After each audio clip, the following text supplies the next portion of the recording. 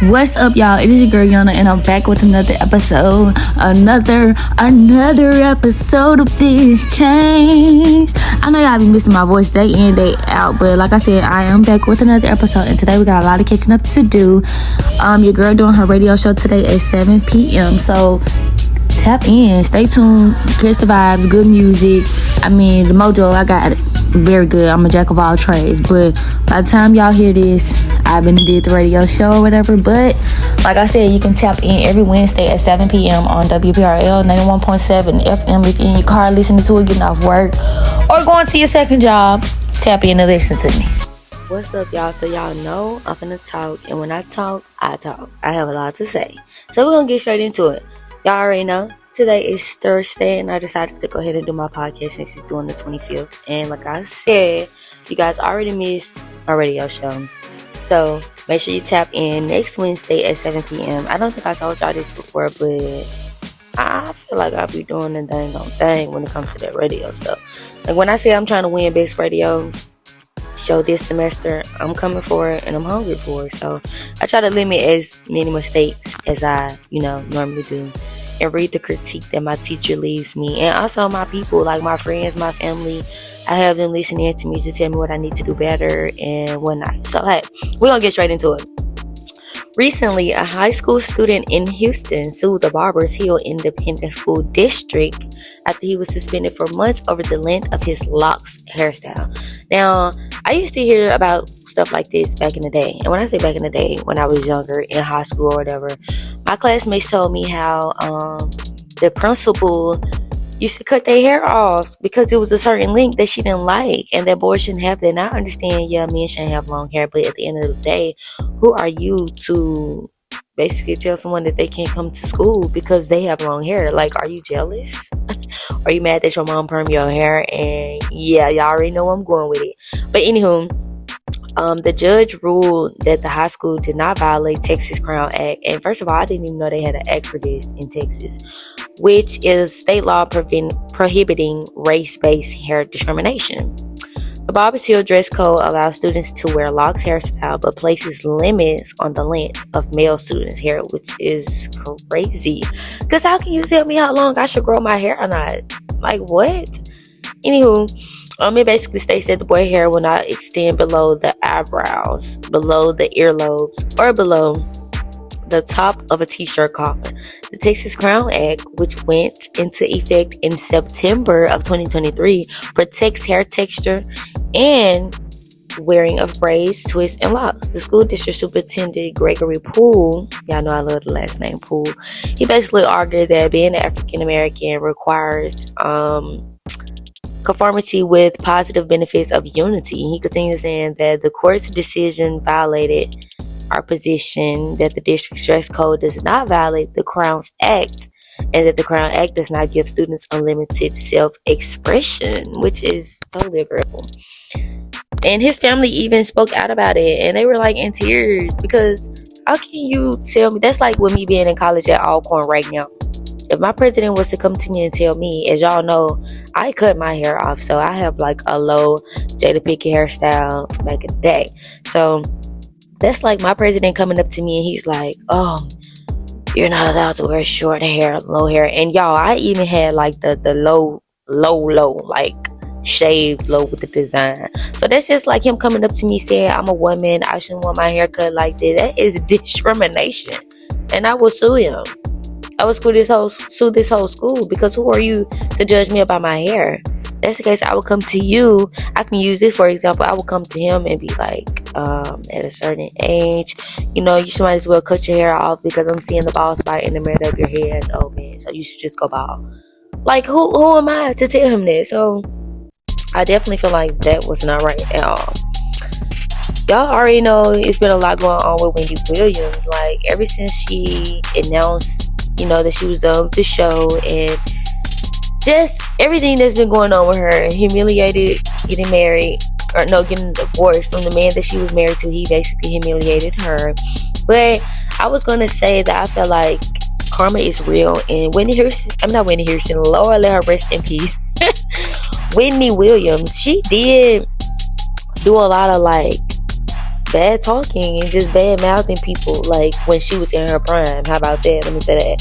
But I'm not gonna say that still doesn't give me a right to say what she's going through right now she deserves, because no one deserves to go through anything horrific or anything that just hurts them. But of course, in 2023, after undergoing a battle of medical tests, Whitney was officially diagnosed with primary progressive and frontotemporal. I don't know if that's right, but y'all know what I mean. Basically, dementia, FTD. It's basically a condition affecting language and communication abilities. Dementia is a progressive disorder impacting behavior and like cognitive functions. And my grandmother had that. My great grandmother had that. She recently passed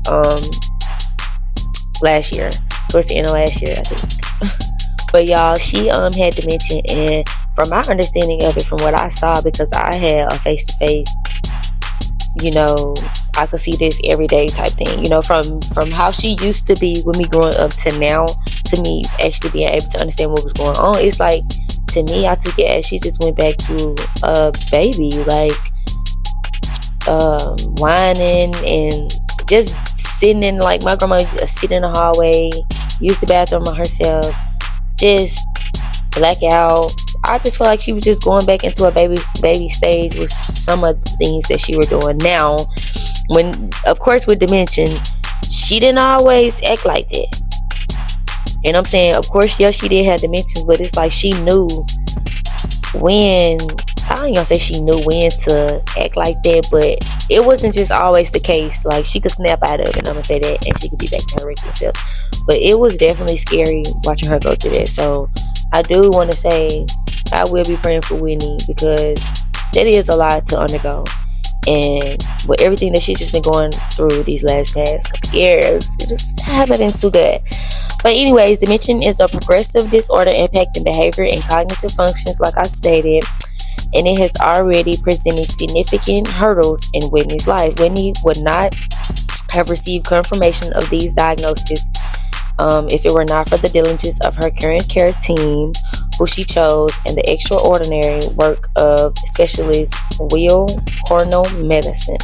Receiving a diagnosis has enabled Whitney to receive the medical care that she requires. And she has been talking a lot, and I think she's about to come out with her own, like, I don't want to call it like a farewell, whatever, but production. But we have been getting like little clips, I guess, because I cannot think of her name right now. China, I can't think of her name, but y'all know who I'm talking about. Tokyo is her mom, and Black China. Black China has been in a lot of her videos or whatever, so I'm assuming, she coming out with something like that. So, of course, Winnie will be in our prayers, because we don't want to see nothing happen to her. But hey, when he call you home, he call you home. Now, this next topic that I'm going to talk about is really like hit me hard, and it really made me upset, because y'all already know election is coming around, and one of the Fox News hosts, of course, he's facing a lot of backlash across social media, and I am one of the people who felt some type of way, because I just feel like before I get into what he said, I just feel like when election time is coming around, that's when they try to, the presidents or the people who are running, that's when they try to throw out a lot of things that could be beneficial towards the Black community for our votes. And I just want to put this out there. No, President Biden will not be getting my vote. He didn't even get my vote for him to be in the chair right now. And a lot of people look down on Trump. I mean, yeah, he was finna have us in a war with people bumming us or doing whatever, but he wasn't no bad president to me, because he really said and stood on what most presidents wouldn't. He really just didn't sugarcoat anything, but he got some messed up ways as well. But this really just made me feel some type of way. He was suggesting that basically Donald Trump would gain support from Black voters following the recent introduction of his new sneakers. Basically saying, he's coming out with sneakers, so Black people definitely gonna get him to vote because we love sneakers. I can throw my thumb down, throw my hand at it, because I'm a Black woman, and I've never been a fan of sneakers. I've never been the girl or the sneakerhead who wait outside a long line in the morning, multiple hours, for a pair of sneakers. Because in my eyes, the sneakers has been the same since I was able to know what Jordans or whatever were. It's just a different color. And Michael Jordan, he makes a killing and a living off black people. He do. And from my understanding, he don't even want us to buy his shoes. But what they buy him. Me personally, I'm not the one for it. But I just felt like that was very racist towards our black community. But if a black, and you know what, they throw so much stuff in our face to the point where people think it's cool. Not us. When I say people, not us black people, but yeah, those type of people think that that's cool. But in and all, that was a very racist comment. And Donald Trump recently popped up at a sneaker con in Philadelphia where he introduced his never surrender high tops. And I think he have a T on the side of. First of all, the sneakers are ugly. Don't nobody want no gold sneakers. But hey, he basically felt like the sneakers were an introduction lead to black voters, which is not going to happen. And he said that this was a big deal, certainly in the inner city, I guess, because he was in Philadelphia. So when you have Trump roll out his sneaker line, they're like, wait a minute, this is cool. He's reaching them on a level that defies and is above politics. The culture always trumps politics. And Trump understands culture like politician I've ever seen. So they're basically saying like he knew what he was doing. Even if he knew what he was doing, I just hope that nobody go buy them ugly shoes. Because, yeah. And I just got to speak on this because your girl is with C-Spire and I'm always talking down on my phone company, but today they came through because AT&T, a company that I used to be with, all the customers have been like reporting issues with their service earlier today, leaving them without cellular service and internet access. But the company outrages were reported through the tracking site Down Detector. Over 32,000 outrages were reported around 4 a.m. Thursday, which is today. And the numbers increased, surpassing 71,000 outrages. It is not clear what has led to the outrages. However, AT&T said in a statement, some of our customers are experiencing wireless service interruptions this morning. We are working urgently to restore service to them. We encourage the use of Wi-Fi calling until service is restored. Other cellular companies such as Verizon, T-Mobile have also had customers reporting issues. However, the numbers are not and were not as significant as AT&T. The companies acknowledge that the issues may be linked to their customers trying to come in contact with those who have provider experiencing issues. Yeah, that was crazy because I was all on the media today and I'm like, what's going on with AT&T? I'm seeing memes and everything like that's why I'm with C-Spire. And I'm like, first of all, C-Spire is not that good because baby, my Wi-Fi barely works with C-Spire. If the data gone, baby, the data is gone. You better connect to that Wi-Fi because I never had data here at Alcorn. And of course, I want to give y'all like a little word of wisdom or just a word of inspiration because I feel like we all can take heed to what I'm about to say. Me personally, I need to start taking heed to it because you're not going to get nowhere without being disciplined. And that's just with anything in life. If there's no order or no structure in whatever you're doing, I'm not going to say it's not going anywhere, but you're not going to get the work that or the response, or you're just not going to get what you're really looking for if you were disciplined. So the results, like I just said, them results you want or the results you want comes with discipline. Like I just said, we have to have order and structure to get to where we want to be. Because don't nobody want no sloppy work. You don't want to take a look back and look at your work and be like, oh my God, that was sloppy. Or just hear yourself talking about something and, oh my God, that was sloppy. Discipline. And discipline does take time with yourself. Because me, y'all, I need to get a little more serious and a little more locked in. Like I can preach about it and I can talk about it all day. And right now, and I'm not even just going discredit anything that I'm doing now because this is probably one of the best semesters I've had since I've been at Alcorn. One of the best semesters. So I'm not knocking my growth. And it does take time. And this is not something that you're going to learn overnight. Discipline takes time. When you're just not familiar with doing things in order and with structure, then hey, it's not going to be easy. And of course, it is still Black History Month. And like I said, I was going to try to give y'all some information each time this month whenever I had to do my podcast. So, of course, we're going to celebrate the honored civil rights activist, philosopher, and author, if you didn't know that, Malcolm X. And if you don't know, now you know, in 1965, Malcolm X was assassinated after serving as a leader, championing for some of the nation's most pressing social issues. And his words continue to impact our society, and his legacy will always, and I'm going to say it again, his legacy will always live on, and may he continue to rest peacefully. But of course, I wanted to give y'all one of his quotes. And yeah, so let me read it to you. I do take heed to this because your name and your reputation is something that will always live. No matter if you've been there for 60 years, 70 years, your reputation and your name will always live. And that's something that I don't play about.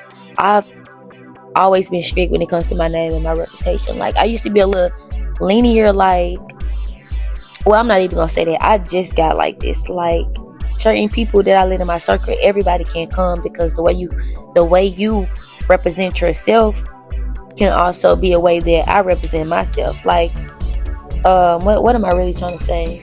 Like, people pick up off habits. People pick up off certain things to do. Like, I done seen myself in the car, myself picking up off some of the stuff my friends were doing. And it could be good or negative, but some of it was negative with certain people. And I had to let them go, because the way I want to be remembered is not the way, you probably want to be remembered. So I had to let a couple people go. And when I say life has been better, life has been better. Let me give y'all this quote. I want to be remembered as someone who was sincere, even if I made mistakes. They were made in sincerity. If I was wrong in sincerity. And like I just said, that quote worded very nicely.